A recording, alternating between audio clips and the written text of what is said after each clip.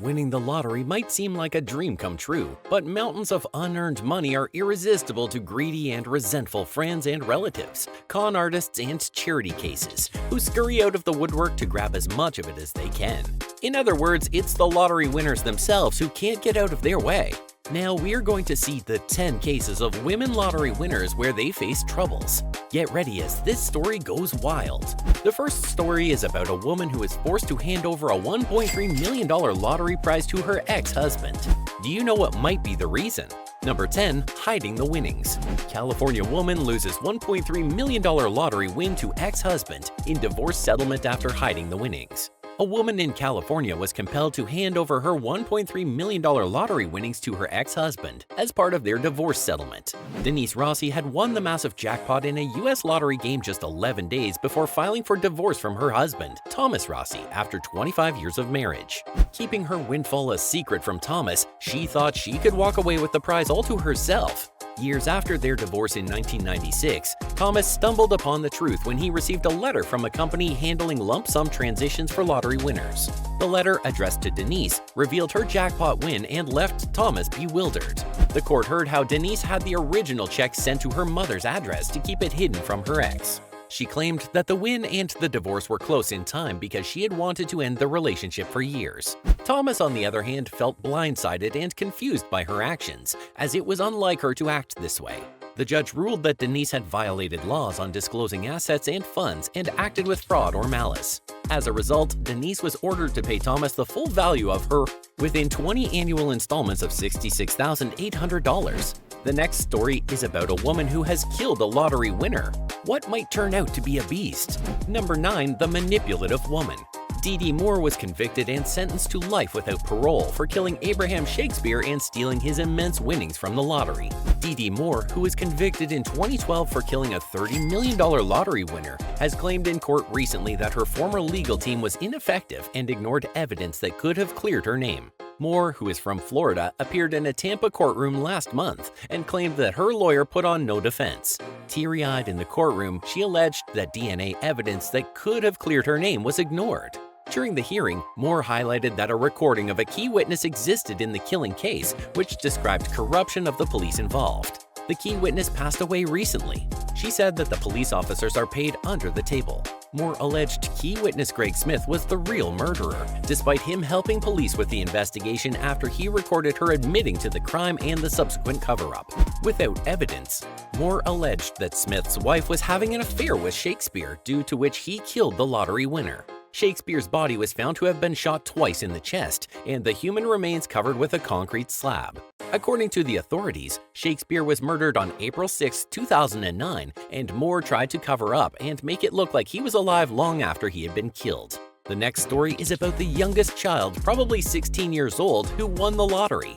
Do you think she would have spent the money in the right way? Number 8. Youngest lottery.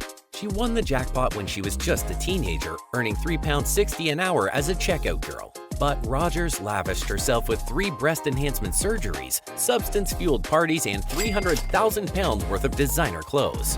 She also gave around £500,000 to friends and family, and was brutally assaulted 2 years ago after gaining notoriety in her local area. Last December, she was out driving with her new boyfriend, Jason Fearon, 31, when Rogers plowed through a hedgerow near the town of Crosby. The mum of 4, from Workington, Cambria, later described her winnings as a curse as she battled depression during the pressure of winning and even tried to take her own life. But now the mum has made a major change and is heading back to school, and she's going to study to be a nurse at the University of Central Lancashire.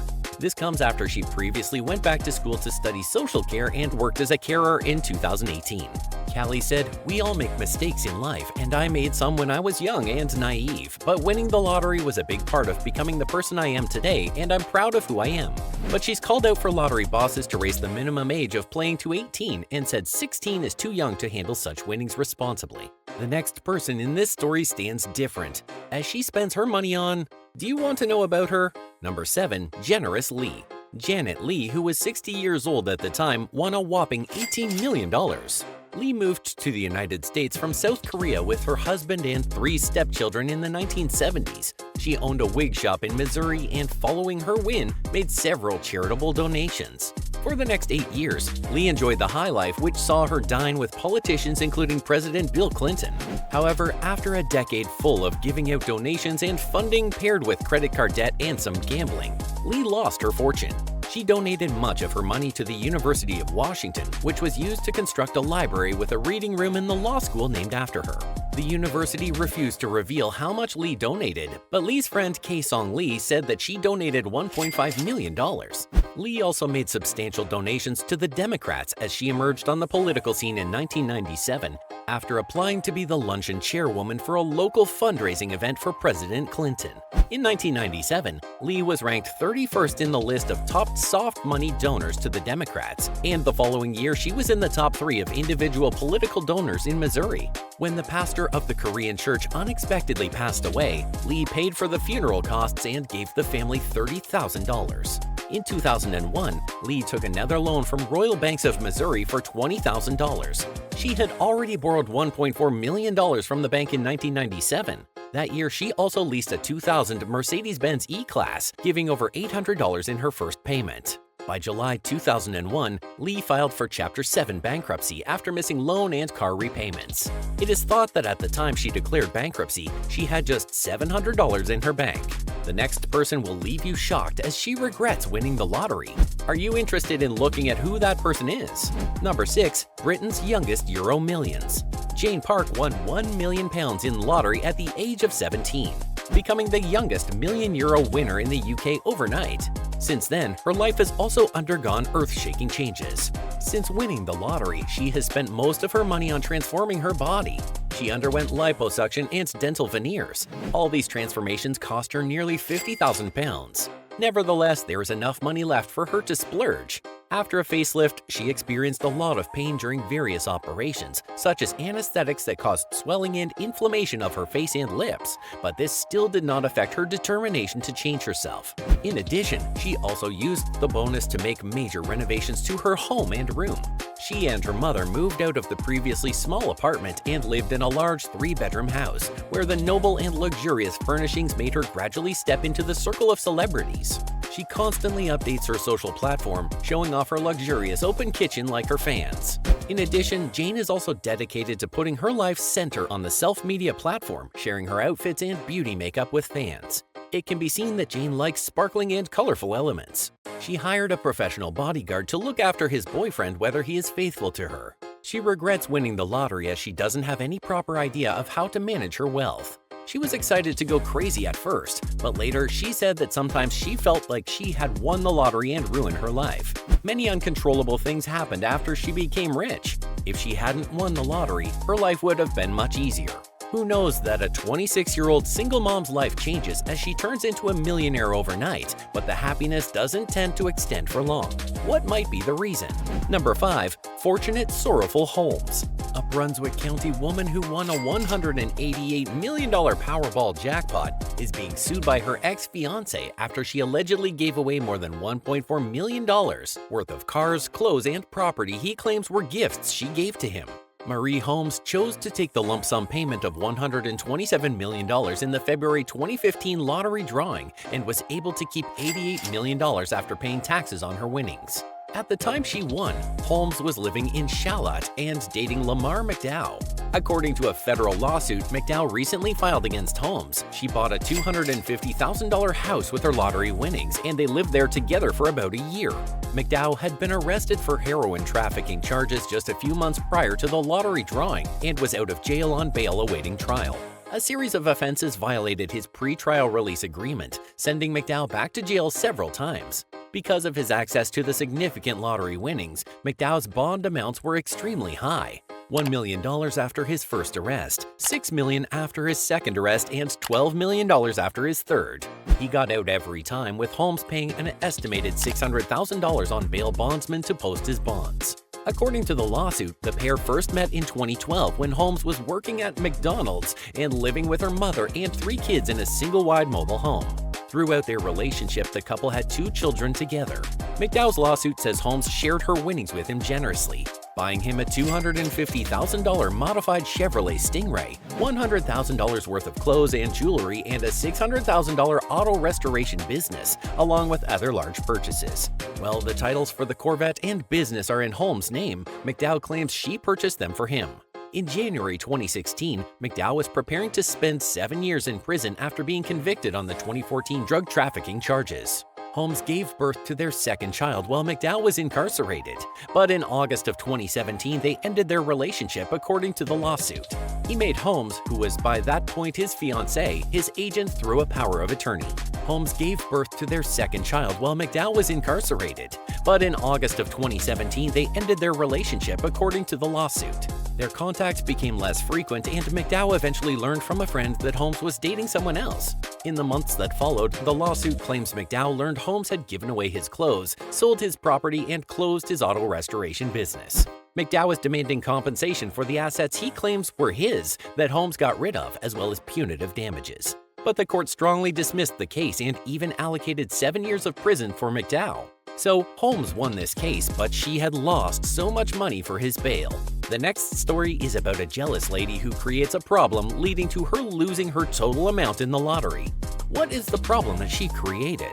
Number 4. Finders Keepers. The employees at the Waffle House were ecstatic for Tonda Lynn and themselves. After all, they were such a tight bunch that they had agreed that if any of them were to ever hit the jackpot, they would split the proceeds. Only that wasn't exactly Tonda Lynn's recollection.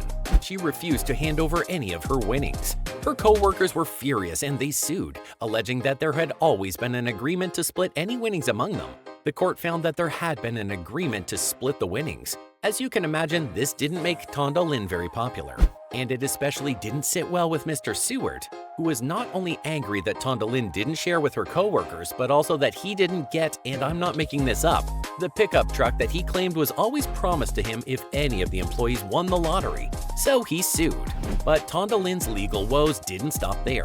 While all of this wrangling was going on, she decided to do a little tax planning. Together with members of her family, she formed an S corporation in Florida to hold her lottery winnings. This kind of thing goes on all the time concerning high net worth families. An entity protects the assets from potential creditors, allows for administration and consolidation of assets, and makes gifting easy. And that's what it looked like when Tonda Lynn set this up. Tonda Lynn disagreed. Hoping her lucky streak would continue, she challenged the IRS, claiming that the transfer was not a gift because, wait for it, she had an agreement with her family that if she ever won the lottery, she would share it with them. She argued that there was no donative intent and no gift, but rather a contract between family members. She agreed that her family never discussed the specifics of how they might share the proceeds of any winnings, nor did they write anything down. Finally, she claimed that if the transfer qualified as a gift, not that she's saying it did, the value should be discounted based on several factors, including the time value of money and the numerous legal claims made against the ticket holder. However, the tax court did agree that the value of the gift was subject to a discount. The time value of money was important, but equally as important, it didn't matter that, at the time that the matter went to tax court, that the lawsuit against Tonda Lynn filed by her co-workers had been resolved in her favor. I'm also guessing that Tonda Lynn won't ever step foot in a Waffle House again, at least not in Grand Bay, Alabama. The next story will grab your attention. What happens if we break the rules in the lottery? Number 3. Lucky Ticket. The prized ticket was purchased by 53-year-old Mavis Wanchik in Massachusetts in 2017, but after taxes, she will have around a fourth of her winnings taken away. During the Powerball drawing, 10 million more tickets won prizes worth more than $135 million. But Wanchik had especially good fortune, matching all 6 numbers drawn. The odds of winning were set at 1 in 292.2 million. Despite her huge earnings, lottery experts believe Wanchik made a key mistake by coming forward and revealing her identity. Massachusetts state law requires all lottery winners to be made public. However, past winners have been able to create a trust with the trustee to accept the winnings on their behalf. The state also permits lottery winners to wait a full year before collecting their earnings. By not protecting her identity, Wanchik put herself in the spotlight, creating additional risks as tons of money seekers will inevitably reach out, experts say. Her life will be much easier if she can hide behind someone else, so to speak, when she gets all of these calls and questions, attorney Jason Kurland of Sertelman, Balin, Adler, and Hyman told CNBC. Wanchik also saw less money in her account because of the payment method she chose. By choosing the $480.5 million lump sum cash amount, she'll inevitably see far less than she would have had she chosen the 30 payments program over 29 years. And because of income taxes, the lucky lottery winner likely only got around $336 million in her bank account. That's because around $120.1 million is owed to the federal government, and $24 million will go straight to the state of Massachusetts. Financial experts recommend lottery winners quickly get a team of financial advisors together to help them protect their newfound wealth. Estate planning is essential at this stage, as the money will need to be protected in case the lottery winner passes away. She's now one of the world's wealthiest people, and she has to start acting like it, Kurland said. Many of them win the lottery, but few of them win too. In this case, Besor warns not to repeat the mistake she made. Do you know what made her do 2 jobs? Let me know in the comments. Number 2. Womp Womp. Evelyn Besor, 52, hit it big in the 1980s not once but twice, winning $3.9 million in October 1985 and another $1.4 million just 4 months later. But her luck eventually began to turn until she was eventually left with nothing. "I'm broke now. I work 2 jobs," she told the New York Post outside her trailer home in Brick, New Jersey. Besor was working as a convenience store manager when she won the lottery, but later admitted to Bankrate.com that winning the lottery isn't always what it's cracked up to be. "I won the American dream, but I lost it too. It was a very hard fall. It's called rock bottom." She said that everyone wanted her money and that they had their hand out asking her for some. "I never learned one simple word in the English language. No, I wish I had the chance to do it all over again." She added that most times she wished she never played the lotto, but admitted that she does still play once in a while. "I'll spend $1 for tomorrow's lotto," she said. "My advice to anyone who wins would be to go to your lawyer and financial advisor." The next story is the main problem faced by the majority of people: the tragic story of Amanda Clayton. Number 1. Short winner.